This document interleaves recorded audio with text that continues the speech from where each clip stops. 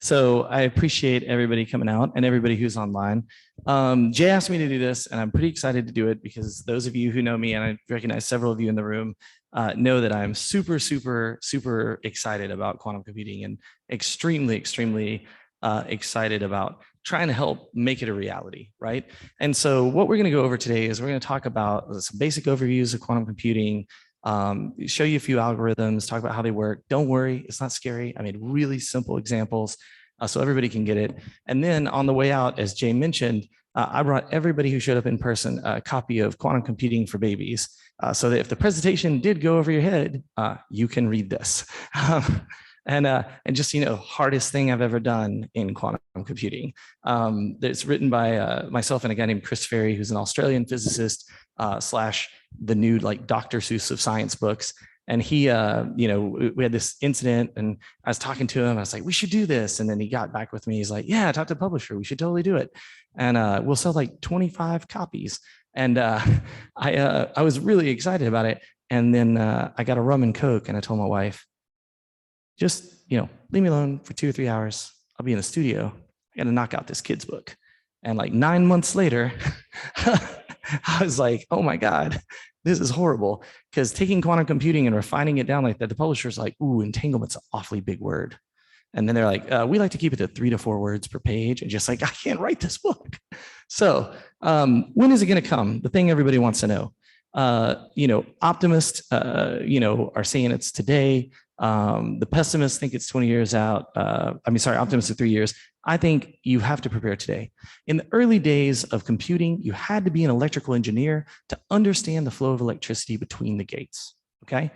And that was it. And then we started building layers of abstraction. And now, you've got all these coding schools and don't build a website anymore. You go to Wix, et cetera, et cetera, et cetera. That's the progress of technology.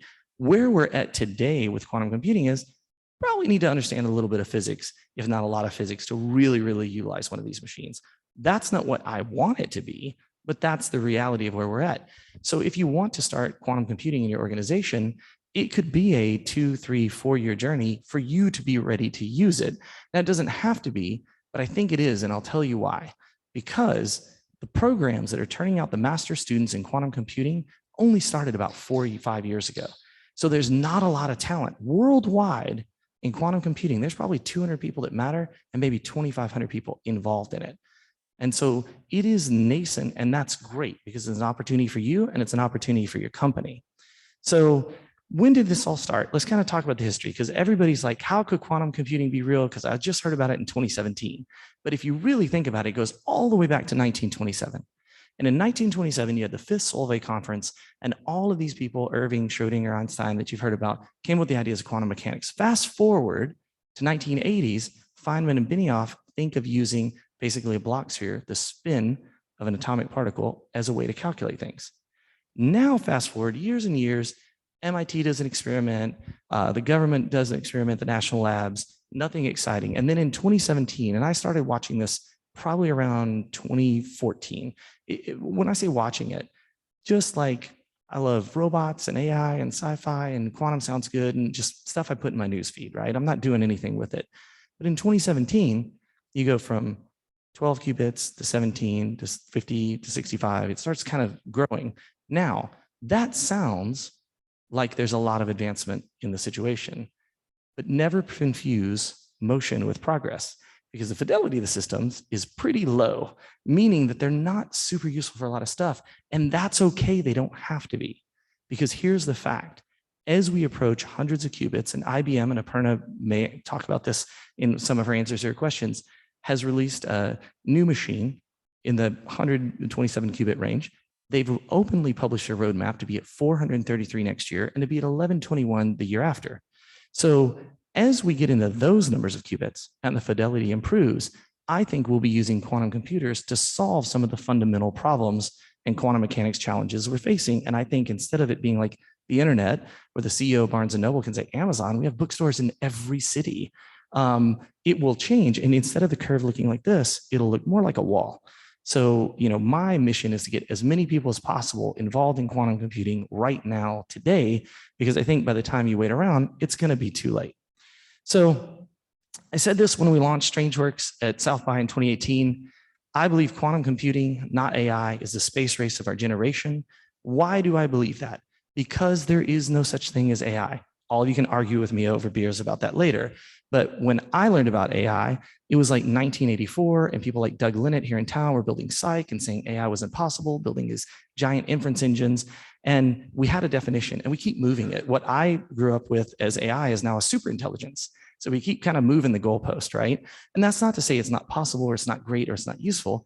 And machine learning is awesome, but people tell me, well, the computer takes in a bunch of data and it infers stuff, and then it tells us stuff about that. I thought that's what computers did, right? And that's not a slam on AI. But I think if you want to mimic nature, which is clearly the goal of AI, right? We want to kind of recreate this human cognition, this ability. It needs to be quantum mechanical, which means you need a quantum computer somewhere in that chain, not running it. Quantum computers will not replace your normal computer, right? And we'll talk about that in a second. But let's talk about why I think it's arrived. I believe that the time we're in right now, 1963, the microprocessor was introduced, and a guy named Jack said, this is a microprocessor. And everybody said, man, accounting is going to go so much faster. But nobody thought of AI. Nobody thought of autonomous vehicles. Nobody thought of, Elon firing rockets out of South Texas to space, going to Mars. Everybody thought about, how do we take this new tech and apply it to what we have right now? The same thing is happening with quantum. And I have to tell you, 2023 is my 1963. That's my prediction. I've thrown it out publicly before. I think that's when you start to see the inflection point in quantum computing. Why do I say that? Well, when I started 4 years ago, there were about 16 companies, and the press talked about 5 or 6 of them. And now there's over 500 companies. And when I started years ago, there were a few $1 billion invested. There's been almost $80 billion directly or indirectly invested in the last 16 months. Okay, so this is going to drive this faster. There's not a lot of the job opportunities, which is the thing I'm working on, quantum workforce. I think is very, very important, but it's going to drive things faster. But I think we had the industrial age and the information age, and now we have the quantum age. Quantum mechanics will make its way into every part of our life. Quantum sensors for environment, for oil and gas, for all manner of things, quantum computing, quantum networking, a quantum internet. This is where things are going. So we talked about that. It is a global arms race. Look at these figures. Now, that figure of $10 billion invested by China, who just announced that they have a quantum computer that they are claiming, and I don't say that as a slam against China, but just, got to verify, right? Trust but verify, is 1 million times faster than Google's supercomputer center, okay? Maybe, I know enough about it to doubt it a little bit, but also that's kind of what we're all hoping for, right? So maybe they've done it. But when you look at this, you look at the list of countries, you look at the amount of money that's being invested. This is how innovation starts. It's government funded, then it's kind of venture funded, then it's kind of growth funded. Then eventually the reason you can have a new iPhone every year is because it's funded by you as consumers, right? And you will be affected by quantum computing. How? Why does Google want quantum computing?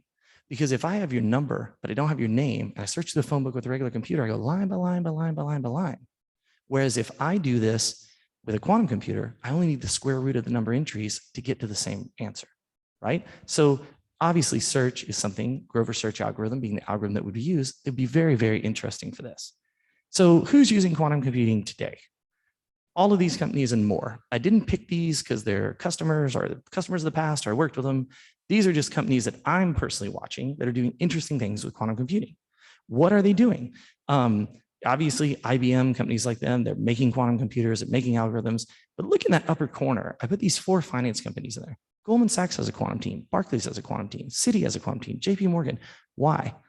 Because they know that this is going to dramatically, this is the new high-speed trading, potentially, right? This is the new thing that gives them an inherent advantage. You look at Raytheon and Lockheed Martin, obviously the defense applications are outrageous. You go to Toyota, you go to Volvo, what are they doing? Battery science and autonomous vehicle routing. If you're going to have millions of autonomous vehicles, you're going to need quantum computing to calculate those routes, to prevent accidents, to do all that stuff. That's just the way it's going to work, in my opinion, again. So at the core of quantum computing is a qubit. And I promised to explain this to you guys, and I must try to start with a simple example that is really tired. And I see James, he's seen me do this like 400 times. He's like, oh, not again. But we took the whole StrangeWorks team to Puerto Rico, and we went to Ron Barlito on a little rum tour because I'm a huge rum fan, and they had a challenge coin they gave us. If I take this coin, I put it in my hand, that white side up, and that's a 1, and I flip it over, and that blue side is a 0. That's classical computing. It's a binary system. I take that same coin, flip it in the air. When it's at the apex of that spin, is it a 1 or is it a 0? It's neither. It's in a quantum superposition, which doesn't mean it's 1 and 0 at the same time, but a probability of a 1 or a 0 that gives us a completely new way to calculate really, really computational complex problems. So it's a 2-level mechanical system. It allows for superposition, and it basically gives us a probability of a 1 or a 0. And until we collapse them all, just like Schrodinger's cat, we don't know, is this a 1 or a 0, okay? But what we can do with that power is unfathomable. So how do we manipulate a qubit? And some of this is going to sound pretty deep, but stick with me. It's about as deep as we're going to go.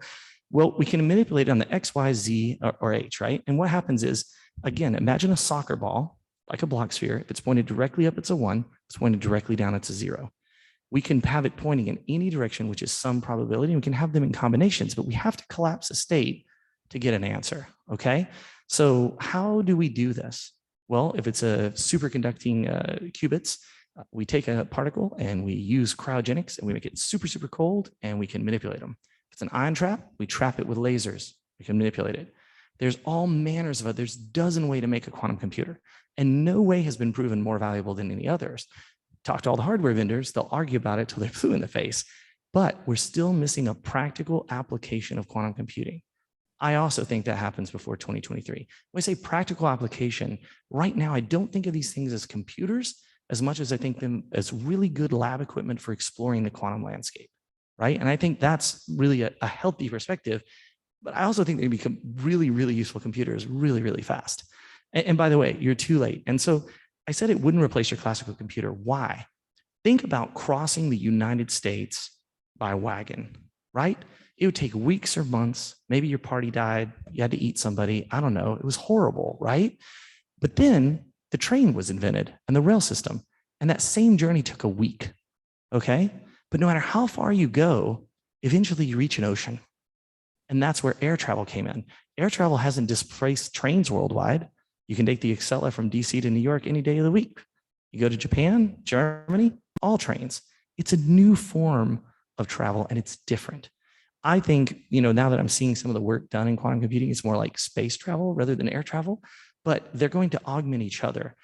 You need a classical computer to control these quantum systems, right? The cryogenics, the stuff. So they're going to be a marriage of those two. So don't think that this is going to replace everything, because it's not. So I promise you a couple of calculations. I promise they'll be simple. I think the first one should be super simple. The second, we'll see how it goes. But how many of you have heard of Shor's algorithm? Right? So this is what you would use if you had a public key for encryption and I got it for me to try to derive your private key, right? This is one of the use cases, okay? So basically, when you hear people talk about quantum computing is going to break encryption, yeah, eventually, guess what? There used to be a machine called the Enigma machine that was the ultimate of encryption, and nobody uses that anymore because we advance technologies as those walls get knocked down. So don't panic about that or your Bitcoin investments. Bitcoin all seems like a Ponzi scheme to me. So, worry about that, not the quantum computer. I'm joking. I now know who all the Bitcoin haters in the room are, though. I will continue to hide my true feelings. I don't own any Bitcoin. But so we look at this algorithm. So the first step is simple. Is it an even or odd number, right? Second step, is it a factor of 2 coprimes? Okay. We pick a random number to put in the calculation. And then the fourth step, this is where the non-deterministic quantum magic happens. This is the only step in Shor's algorithm we actually need a quantum computer for. It could write you an iPhone app, shell script. It could do all those other steps blindingly fast. It would be a waste of time and money and resource to run those calculations on a quantum computer. And that's why I say it's going to be part of what I like to think of as an exotic compute fabric, meaning that you'll have classical and quantum, maybe amorphic, neuromorphic, some DNA-based stuff, and you'll route between all of these things, and different parts of the calculations will be run on the machines that make the most sense for them to run on. And it may not always be a quantum computer or a classical computer or whatever else.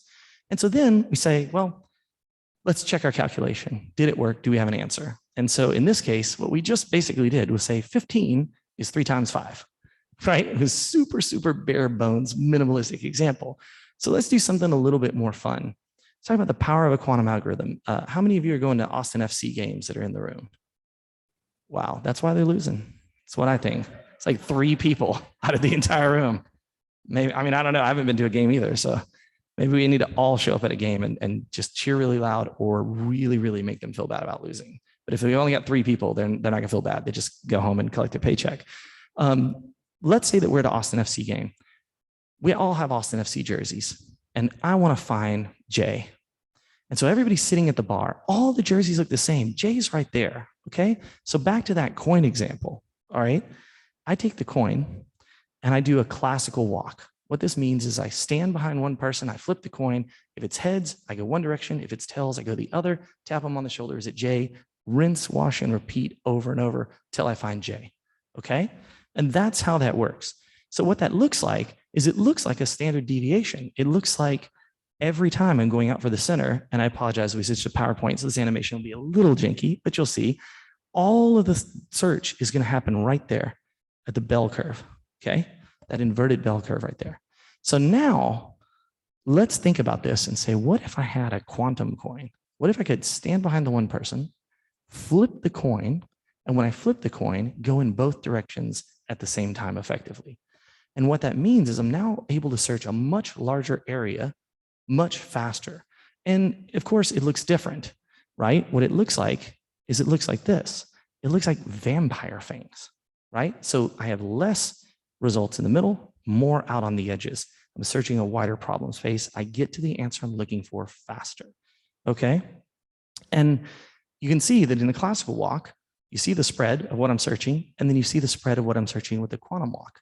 There's obviously an inherent advantage to using quantum computing, at least in this one function, if not many others.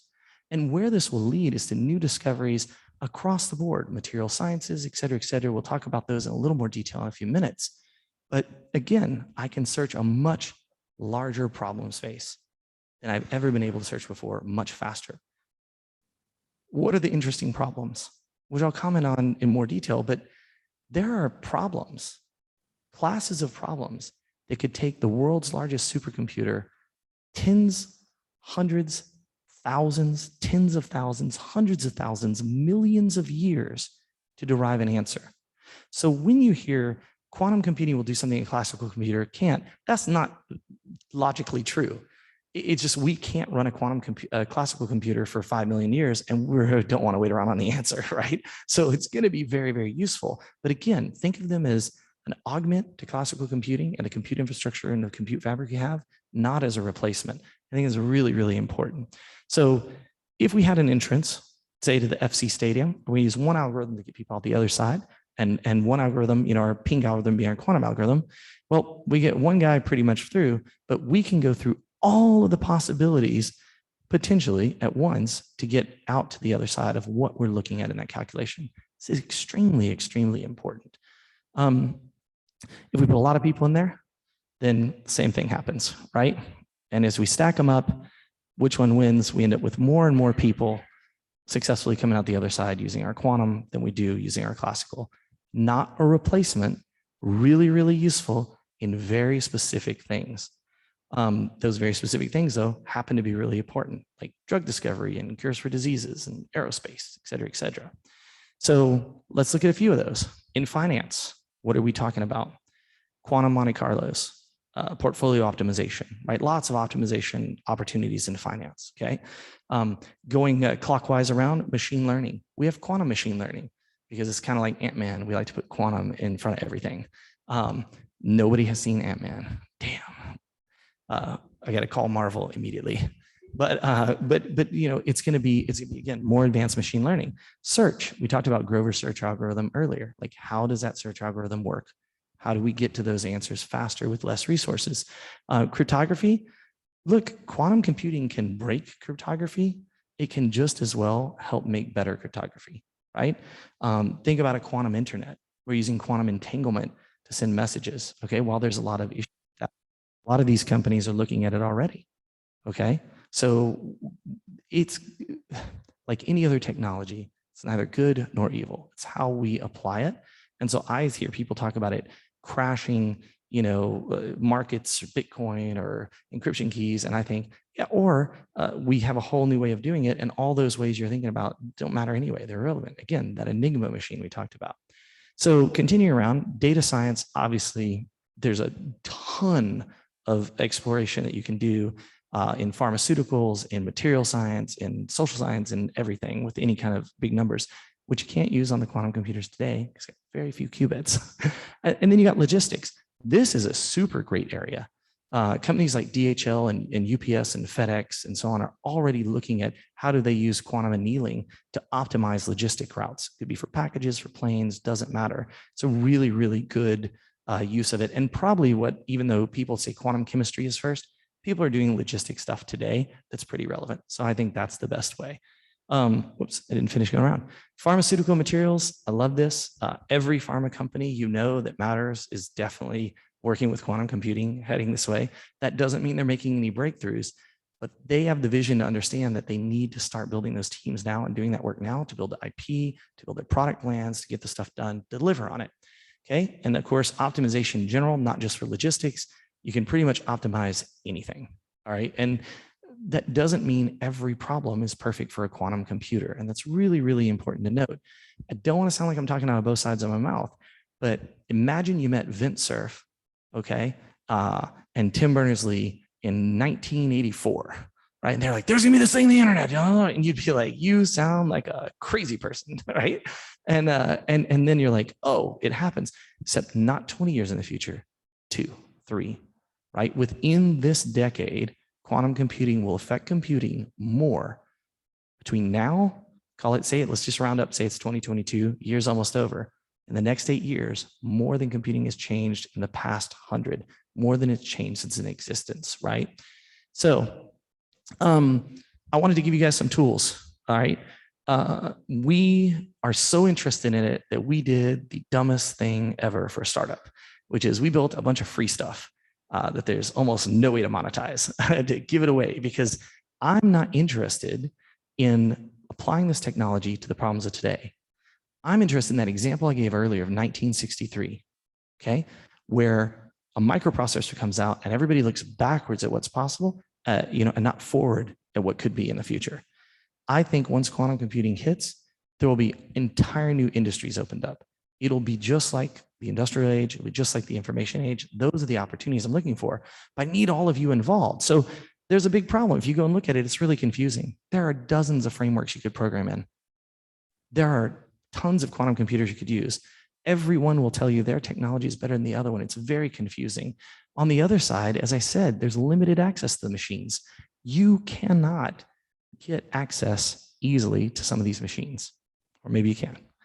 There's limited ecosystem and there's no workforce. You could be the quantum workforce. I would like all of you to go tonight and sign up on quantumcomputing.com and run some quantum calculations. And so we have, in partnership with IBM, put 9 of their quantum machines online to use for free right now, today. Okay? It's not through IBM, straight through us, straight through quantumcomputing.com. We're actually, this started as a Linux Foundation project. So the intent was to make this free and open. And then a lot of the vendors couldn't agree on stuff. So I just said, well, I'll do it myself. But consider it as close to an open source project as it can be without being officially an Apache or Linux or whatever. And it's a free tool to go and learn and use. It's extremely, extremely powerful. It's extremely easy. And it's got all of these partners behind it. So, you want to use AWS, you want to use IBM, you can use all of these things. And you can go and do it today. And again, like I said, that is not the best business plan. Why? Because there's absolutely no money in that. But I don't think that this is a market that is established yet. And I believe that we're going to have a major problem with talent, with time, with where people are able to access, use, and be trained on these machines. And this is going to be something that we do, maybe not always in this format, maybe in other formats, but giving away stuff to get people an easy on-ramp to try to use it is 100% part of my goal. Our investors ask us all the time, are you a capitalist company or just like trying a free thing? We're like, we don't know. Startups are always in one or two phases, right? They're struggling or they're out of business. So thank God we're struggling, right? They do not like that pitch, for the record. I think it's a great pitch because it's the most honest entrepreneurial pitch ever. Whenever an entrepreneur tells me that they're like, everything's great, I know they are lying to me or themselves or both of us, because I've done this a lot. I've never been like, wow. I've never come home and told my wife, oh my God, you don't believe the amazing shit that happened at our startup today. And if I did, she would be like, you are a liar. How much trouble are we in right now? So we've got copies of quantum computers for babies. It says for the best questions. I changed it. I brought one for everyone here. But Jay, whoever wins the South by Pass or ask a questions online, if they send you their address, we'll send them a signed copy. Okay? So we'll make sure everybody that participates in tonight gets a copy. Now, I have a couple minutes left, and I want to close by just telling you guys once again how unbelievably important I think this is. This is akin to any industrial information, et cetera, revolution that we have seen. And if you're not paying attention, you are going to be left incredibly far behind. Okay? You don't got to go learn a new language. Most of this stuff's in Python or Go or whatever. In fact, some of the things, there's some no-code, low-code projects going on. There's what IBM has done with basically creating Qiskit runtimes. So they're kind of prepackaged programs that sit on the machine that you can execute. There's stuff from every vendor you can imagine. There's a plethora of things for you to do with this. But you have to pay attention to this. Quantum mechanics is entering your world. MRIs, 1.5 Tesla. Guess what? You can have a quantum sensor. 10 to the minus 16th, like your heart, pick it up. Changes medical forever. Networking, quantum internet, right? Imagine using encryption so that there's literally no way for anybody to intercept that signal, right? It's physically impossible, right? Better security data, maybe. Maybe it's abused. Maybe 3 terrorists set on a quantum pulse on the quantum internet, which some guys wrote a really cool white paper that said, and then the whole internet disappears. So that was crazy because we have things in quantum computing called time decoherence, where after a little while doesn't not really a computer anymore. But please consider getting involved in this. I hope you guys have some questions for Aparna and Ken. I think we should go ahead and go to that. We're a couple of minutes ahead. Go ahead. No, I am, but I didn't know if you were giving me questions. Right. Yeah. No, I brought questions. Jay, like I didn't bring questions. Come on, Jay. So with that, are we going to put them up on the screen? They're kind of like slowly jostling in. And they're gone. You guys have scared them off. I think they're going to, nope, they're gone again. We're just teasing you. Aparna and Ken aren't even going to talk to you guys tonight. There they are. Just hit that little green thing and make it full screen.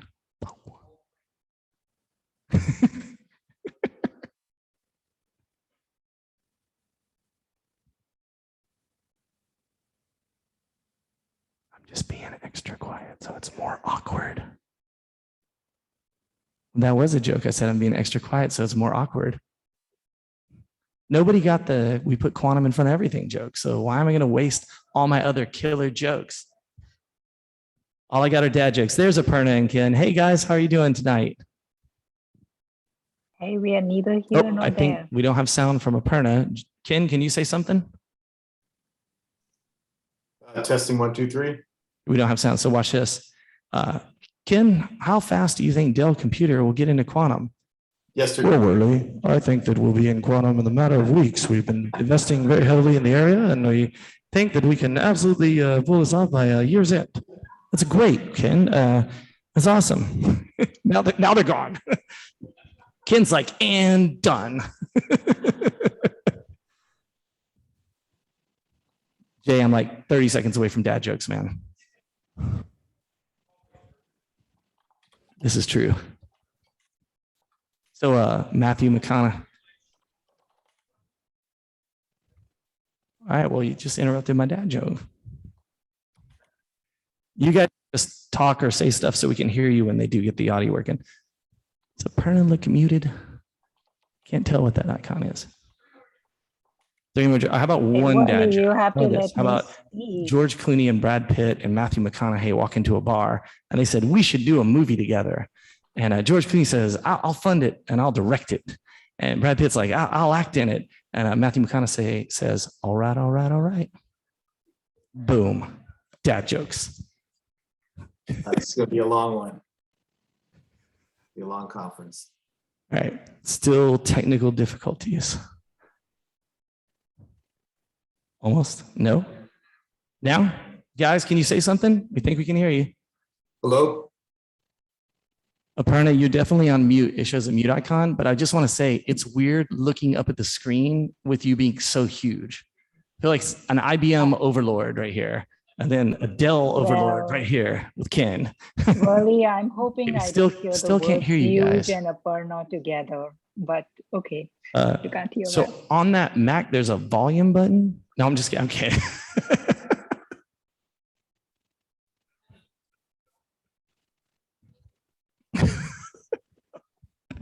Oh, shh.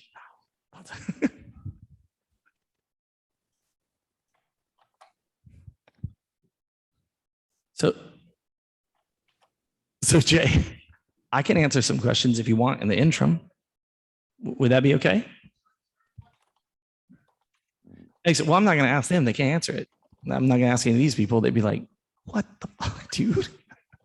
No, but if you guys have some questions, why don't we reverse it?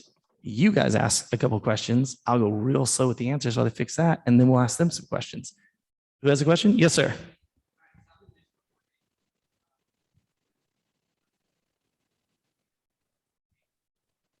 Well, so I don't know about digital marketing. I do think that look at ads and all of the data around them and stuff like that. Anything that's big data, eventually this could be potentially useful for. I don't know if it's directly useful digital marketing, but I did have somebody approach me with a really interesting idea that was ad buy placement calculations and optimizations, which was kind of interesting. And I can't tell you what they're doing because it's not my project, but there are people looking at stuff in there, and I would encourage you to, because who knows what the possibilities are. I mean, in my keynote at South by, we said the impossibilities are endless because like this changes everything. All right, what about now? No? Yes? Worley, you there? Perfect. Come on up, Heather. You want to join me up here, Heather? Come on, we have, I think, I don't know if this one works. Look at that. All right, Heather, there you go. Hello. Hey, Heather. Thank you. I'm Heather Bishop. By the way, awesome musician and great addition to Austin Forum right here. Delighted to be here. So I do have some of the questions from our Slack channel, and I think I have my long distance glasses on. So one of the questions, this is from Jeff Zavala from the Slack channel. What are the biggest challenges cybersecurity will face with the mass adoption of quantum computing? So again, that's a great question.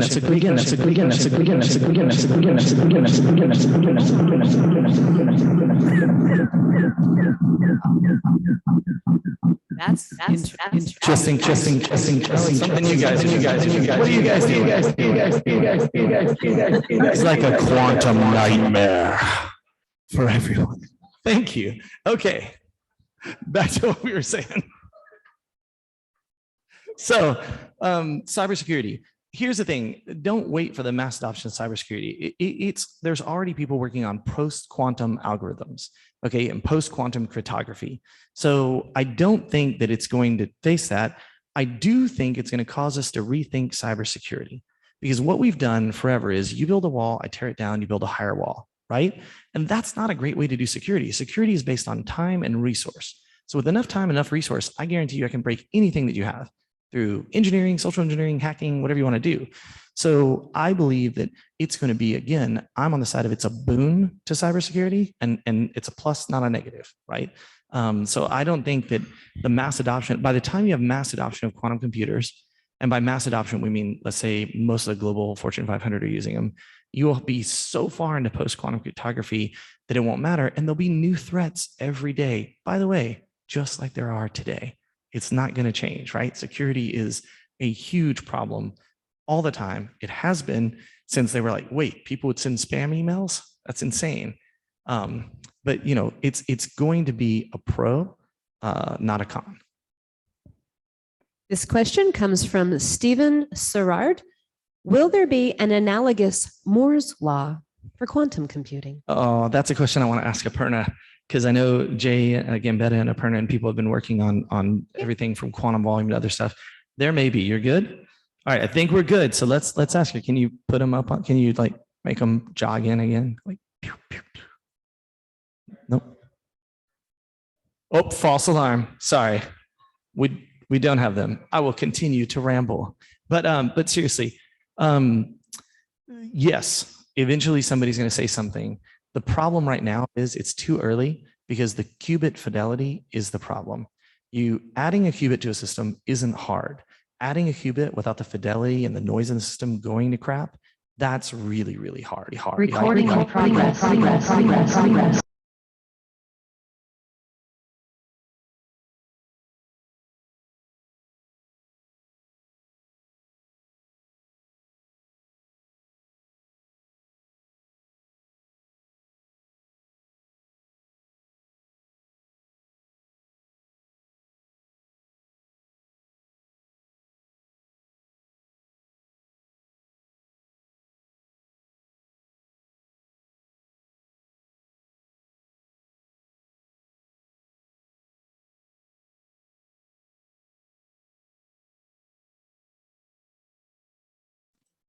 Can anybody on Zoom still hear the Zoom participants?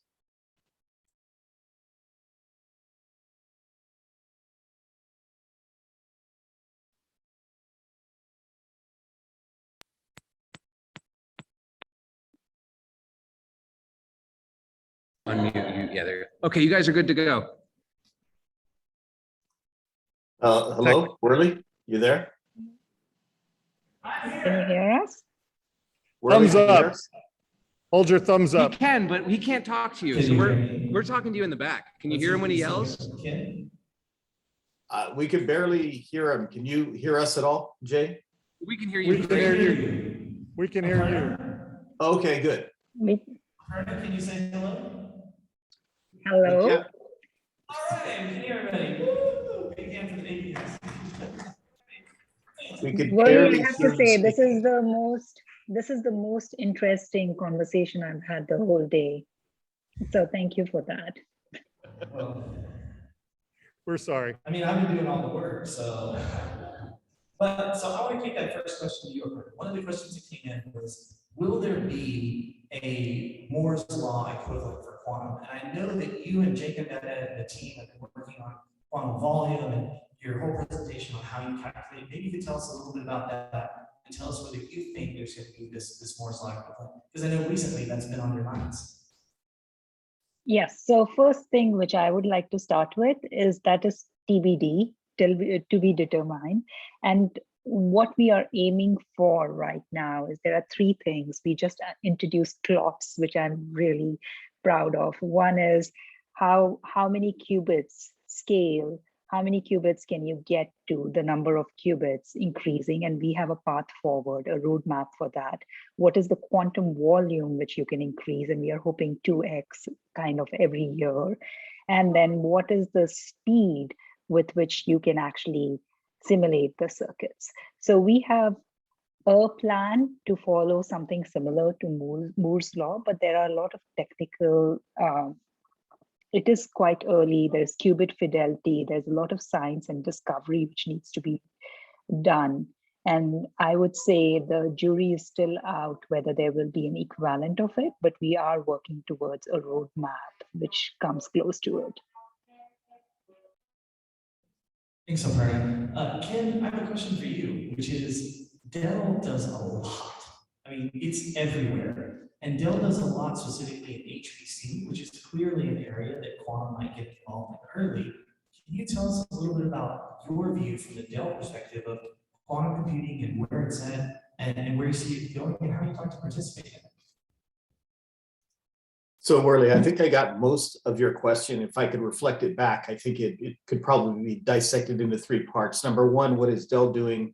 Number two, how do we view the world of quantum computing developing, and what are we hearing that customers are doing with quantum? Did I get those correct? You nailed it. Okay, so I guess that I'll start probably from the customer side first.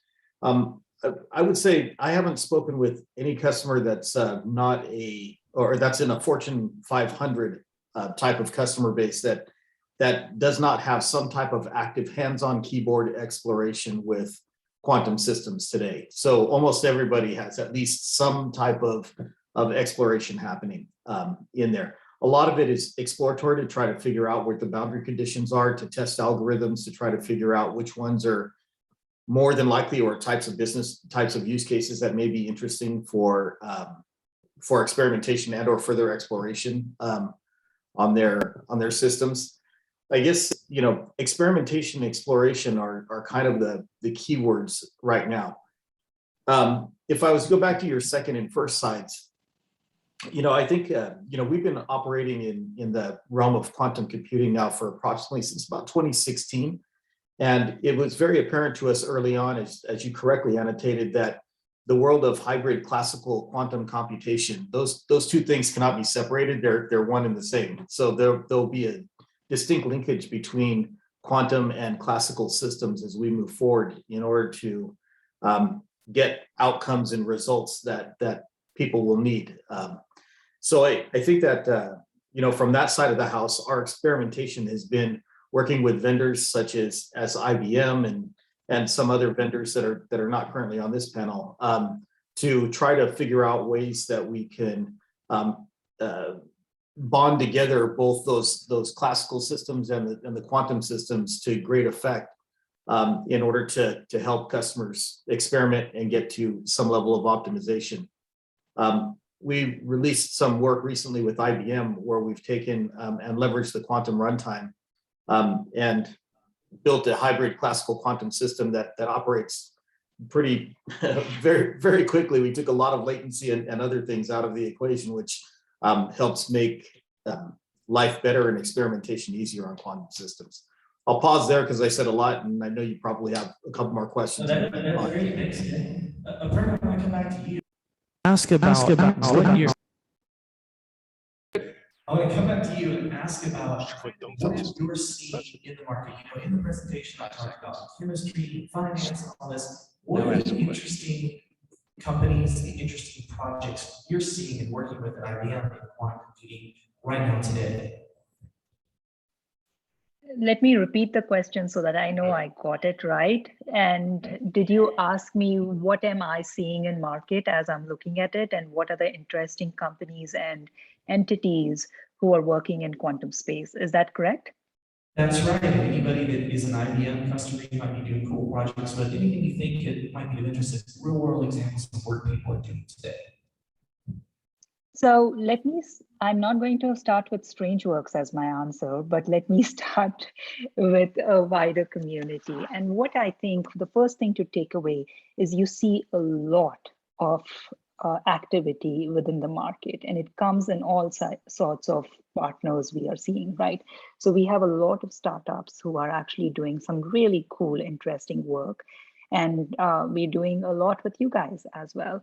But in addition to that, we are seeing a lot of Fortune 500 companies who are looking at it and saying, hey, what do we do with quantum? This is really interesting. We think when it reaches its potential, it's going to dramatically change what is the art of possible. And a lot of them are actually experimenting and exploring use cases in area of optimization, supply chain, etc. with us, right? And including machine learning, the quantum machine learning. Then you have research institutes, people who are doing quantum theory and are looking at it and saying, hey, now we have hardware which is actually available. Let me actually see how this actually works on the experimental stage. And you have a whole different set of entities who are working on that. And then there is a whole bunch of folks who are saying this quantum is interesting. A lot of companies are interested in it, but they don't really understand or translate how it fits in their current ecosystem. Let us actually go talk to them about it and enable that. From startups, I think Strangeworks is doing, I'll put a plug in for you guys because I like you guys so much. I think you guys are doing something very cool, which is creating a simple platform for everybody to come on and creating that. I like what you said, exotic compute framework, but I think it's, in addition to that, you have other startups in application layers who are starting to take what we call like these basic algorithms, VQE, etc., and starting to work around with it. Did I answer your question, Worley? That did very well, Aparna. Thank you. Ken, back to you. And I'm going to ask a question that I got asked by tons of people in email and text and signal messages and telegram messages. So please forgive me and please feel free to not respond to this, but I promise I'd ask. I think it's a very interesting question, which is you're leading quantum efforts at Dell. Can you share anything about your vision, either for what Dell's going to do or the market or where you think things are going to go? Like, Ken, how excited in your position at Dell are you about entering the quantum race as you've done recently with the software you've released and the directions you're going? And what can you share with us about what the future of quantum might look like at a company like Dell or at your customers? So Worley, if I got your question correctly, and I apologize, but the audio is not very good on this side, so I'll try to reflect what I think that I heard. Ken, we are well aware of the audio issues. They're very well of the audio issues, Ken. The question is, the repeated question, because I think you might be able to hear me better, is from Dell's perspective, what do you see Dell doing, and how excited is Dell and your customers about entering into this marketplace or race as it's been characterized? Paraphrasing. So that's a great question. So I'll answer what I can on this one. As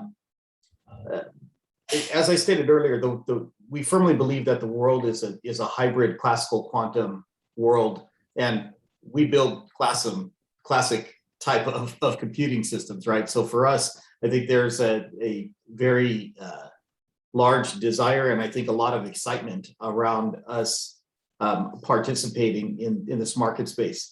I think a lot of the energy has been rightly put behind the quantum side of the house, which has been developing the qubits and getting those qubit densities and error-corrected qubits much higher. And so, there's been a great level of scrutiny as well as eyes put on the quantum side of the house. But if I was to describe kind of my feelings about this space and how we're going to participate, if you could envision a Lamborghini, I think that's the level of excitement and awareness that we have on entering the space. We're ready and we're there at the starting line, waiting for the green light to flip. I think that's where a lot of us are. So, Aparna, Ken, I have one more question each for you, and then we're going to go to the audience questions. We can wrap up on time. Aparna, I have a question that you don't beat me up next time you see me, but one of the other questions I got asked in preparation for this was, IBM has published a roadmap of their different processors, OSPREY and so on, and where they're going. And you've got 433, I think, slated for the next year, 1121 the year after. After that, the roadmap, it says somewhere between 1,000 and 1 million. And I'm wondering, can you give us any idea, not necessarily what you think IBM will do, I don't want to hold you like a prediction, but what are the challenges in figuring that out and getting from that 1,000 to 1 million? I know you guys are working with the Fidelity of the systems, you're a leader in that space.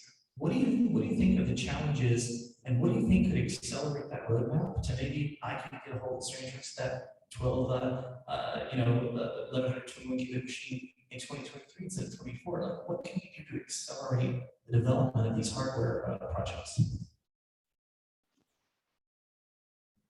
I think you're asking what are we doing to accelerate our development beyond 1,000 qubits plus, correct? The question is, what could anyone do to help you? What could anyone do to help you accelerate those roadmaps from 2024 to 2023 to move it forward? Is there anything? I think, yes, there is definitely a lot of things where the ecosystem and the community comes into play. And the way I think about it is if we break this down, there's hardware and then there is software elements of it. And you kind of need the community to go and pick up the software, test it out with the hardware, give us feedback or give the community back feedback on how to use it. On the hardware itself, there are controls and packaging, etc., which are extremely important. So there is a amount of supply chain, which I believe the community can bring together onto the table as well. So there are different parts and pieces. I'm giving you a very tech stack answer, and I think there are pieces. I apologize, but that noise you hear is me texting you to see if you muted your phone for this or not. So, I thought I could text you the questions a bit. Maybe it would help out. But all right, so we've got 5 minutes left. So do you want to bring Heather back up? And thank you, Aparna. Thank you, Ken. Big round of applause for these guys. We're going to keep them on because I might direct the questions to them. But we have 4 minutes now. So Heather's going to give us some questions. Oh, okay. So we can do, okay, perfect. Well, then let's go to the audience. All right, so. And if they directed it, Heather, one of them, feel free to ask directly. All right, so question, this comes from John Steibel. This can be answered by anyone. What will the first new industry created by quantum be? Might it be one from a big tech company or something new? First new industry. Ken, were you able to hear that one? What will be the first new industry? Will it be from a tech company or another? And go sit back there with them and read the questions to them, and we'll still be on the mic. Will you smoke signals for the people in the What are street? you thinking and stuff? I mean, it's rare. That's my wife. Every once in a while. All right. Turns on there. Can you guys hear better now? Apparently, Ken, hang on. We're going to solve the question problem. I think this will be better audio for you. Go ahead. All right. So the Sure. question. You still got to talk down into the. Still yell at these guys All right. and in your microphone All right. all at once. Double up. I can't use a microphone. All right. What will the first new industry created by quantum be? Would it be from one of the new tech companies or perhaps someone new? From my perspective, I think it's going to be, it's not necessarily, I think the first movers are not necessarily going to be probably new types of companies or industries. I think that we're going to start to see probably accelerations in existing companies before we start figuring out new industries to tap into from a quantum perspective. So I'll add to that. I think there are going to be a lot of unicorns which come out of quantum, and those unicorns will be in vertical as well as horizontal areas, right? But also I agree with Ken that initially what you will see is a lot of improvements in existing areas. As the technology matures, you'll get the net new verticals which emerge. Excellent, thank you. This next question comes from Larry McKeel, I believe. This was directed at Worley. The question is, I can see the benefit to using quantum computing aspects to accelerate some things. How does one intelligently partition what is used on the classical system versus what is pushed through the quantum portion? Your initial example showed the first 3 steps can be done classically, and then what was left was pushed through the QPU. It's a relatively simple example. As the challenges expand, can my mother make use of it, or will she need to go back to school? So that's a great question. You should have directed it at one of them. No, I'm just kidding. Look, so I gave that example, but there are already, Accenture announced some progress they had made in the past, some past work they had done on pulling out the computationally complex areas of a problem and shipping it to a quantum computer. And if you look at like any of the machines from any people, they all have a classical computer. In fact, Google's doing what's called bump bonding, right? So the classical processor and the quantum processor right beside each other. So they're already going to be integrated that. As far as your mom making use of it, she'll use it in not sending you messages that say, crazy stuff when she texts you, because predictive text will be something that somebody will apply quantum machine learning to and make it more accurate. She'll use it when she gets a Google search back or a Bing search back, right? Et cetera, et cetera. So absolutely, you'll benefit from it and you'll be a user of it. Most likely for a long time, your mom won't know that she's using it. But if she wants to work in quantum computing, yeah, she should go back to school. In fact, I've been in it we're about to turn 5 in December. I should go back to school. So she'll be a benefactor of it and a user, but won't be using it directly. But if your mom's interested in programming, You know, we already can hire interns or retired people. Strangely, it's all afford. So give your mom's number. I'll hook her up. Excellent. This last question is directed at everyone, of course. And this comes from Sina Vachet. In what ways could quantum computing exacerbate or mitigate gaps between rich and poor populations? I see everybody go. I saved it for the end. I know. Do you guys want? I mean, do you guys have an opinion on that? I think we should all three have an opinion on it. So basically, will quantum computing exacerbate the digital divide, right? And so I'll go ahead and jump in. I think that it will exacerbate it, but in different ways. It won't be about rich or poor, you know, haves or have-nots. You know, it'll be about countries and the geopolitical balance changing. So it will change things. China is not investing tens of billions of dollars in this because they don't think that it's a strategic advantage. France invested $2 billion, about to invest more.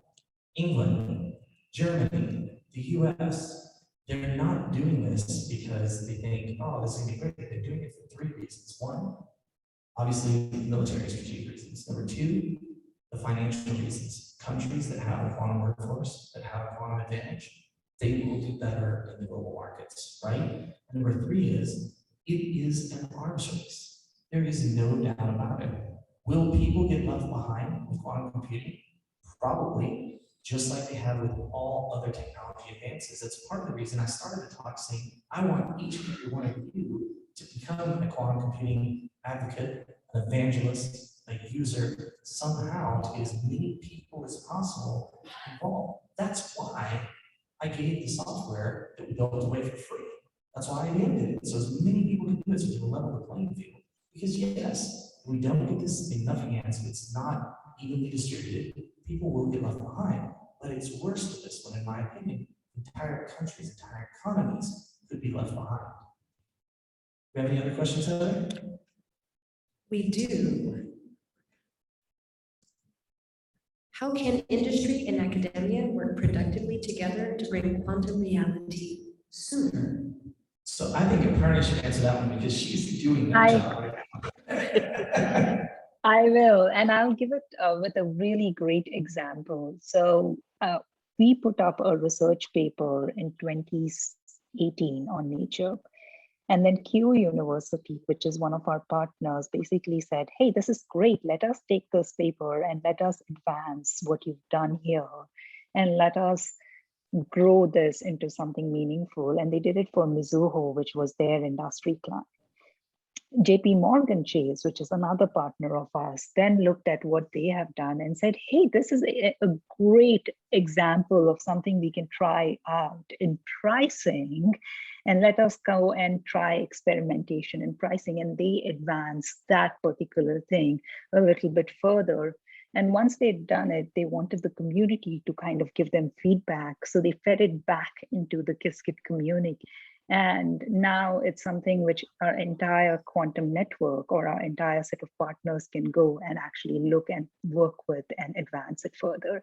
And that's a great example of how not only an academia starts, you build something, an industry comes, picks it up, develops it further in an entirely different use case, and then puts it back into community. And now it's like spreading across the board. And this is one good example, but this is not the only example of what we've seen. And we've seen it time again and again. And that's become it's become almost a norm of how academia and industry are starting to collaborate and then give back to the community itself.